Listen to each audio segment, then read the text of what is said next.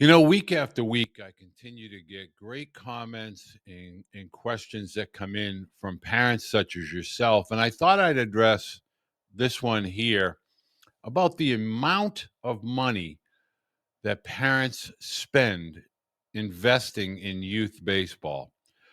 It's no secret that the world of youth travel baseball, those ages between 8 and 14, are the sweet spot for travel organizations because they are selling dreams to parents that feel that they are going to prepare their children, their student athletes, for high school baseball. And in most cases, they're being talked to about college recruiting. So I thought, again, we'd talk about the five biggest lies that parents are being told within youth baseball between the ages of 8 through 14. Number 5, strength training is a waste of time until you get to high school. Can't stress this enough. I have worked with families from coast to coast, North America, Canada, US. This topic comes up quite a bit. You spend all this time, energy, money, you're playing all of these games, but you neglect the strength training. If we've listened to Tommy Moffat or Eric Cressy or Ben Fairchild or Mike Reinhold, any of those people in the strength space, when strength is fun for kids should engage in strength training, body weight exercises, stretching, learning the nuances of their body. Do not neglect strength training, especially after the age of 12 and into that early age of 15 as you're preparing your student athlete for high school baseball. Number 4, playing year round baseball is actually good for your student athlete. And false. This is couldn't be more incorrect. We need to return children to childhood activities, hanging with their buddies, other hobbies, playing multiple sports. Even if your student athlete doesn't want to play any other sports, playing year round baseball is bad. It's bad for their bodies, it's bad for their growth. It's not going to make you better. Practice habits, skill set development, strength training, things of that nature. Give your student athletes time away from the sport. Let their bodies rest.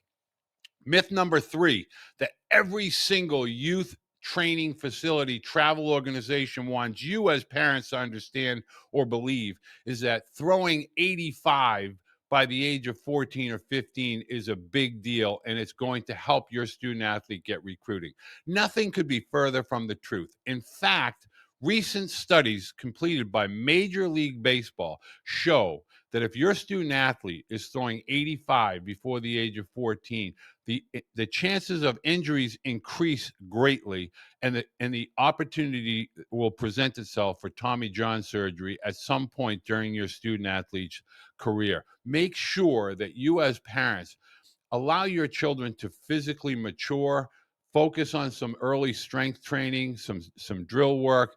Do not worry about velocity. Nothing matters with regard to pitching and velocity prior to the age of 14 or 15. They've pitched at shorter distances. Their bodies are beginning to grow. They haven't spent a great deal of time on the big mound, 60 foot 6 inches. Do not chase velocity. Number 2, and this is a real big one. Make sure that your student athletes are not being pigeonholed into a specific position. Most travel organizations want to say to a student athlete, "You're never going to play this position. You're never going to be playing that position. You're going to be a pitcher only." When children are 8 to 14 or 15 years of age, they need to explore. They need to be creative. They need to see the field from all different positions. Do not allow a travel organization to tell you as a parent, and more importantly, your student athlete, what position they're going to play when they get to high school or college. It's silly. It's wrong. And you should not fall for it. Boys grow up, they mature. The fast boys that are little, when they get older, they grow, they hit a growth spurt. They're not so fast anymore. The boys that might have been slow and awkward when they were younger, their bodies get stronger, their bodies get more efficient, they start to run faster, they begin to play those positions that they were denied when they were younger. Allow your student athletes to make sure that they are playing the sport of baseball with a passion, play every position, learn to play them, learn what they feel like, and more importantly, what they look like. Number one, the number one lie that is told by travel baseball is that the team that you are on or the name of the team that you play for is somehow going to have some significance or carry some weight when they get to play at high school or possibly college. Let me make this perfectly clear. If your student athlete does not play travel baseball between the ages of 8 and 14, their opportunities are going to be just as plentiful as the ones that have played travel baseball. The name on the front of the jersey is meaningless. Meaningless. Don't spend all kinds of money. Don't take time to drive 2 and 3 hours because you want to have a yellow jersey on with black letters on it.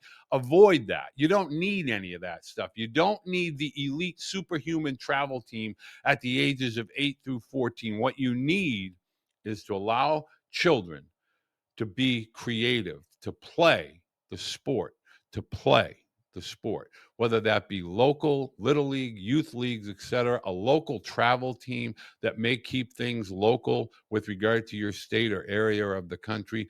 There is no correlation, none, zip, zero, between your travel team at 8 through 14 and what level of baseball your student athlete ends up playing, whether that be at college or possibly in high school. I want to make sure that you understand 8 through 14, there's a lot of growing still ahead. There's a lot of runway ahead.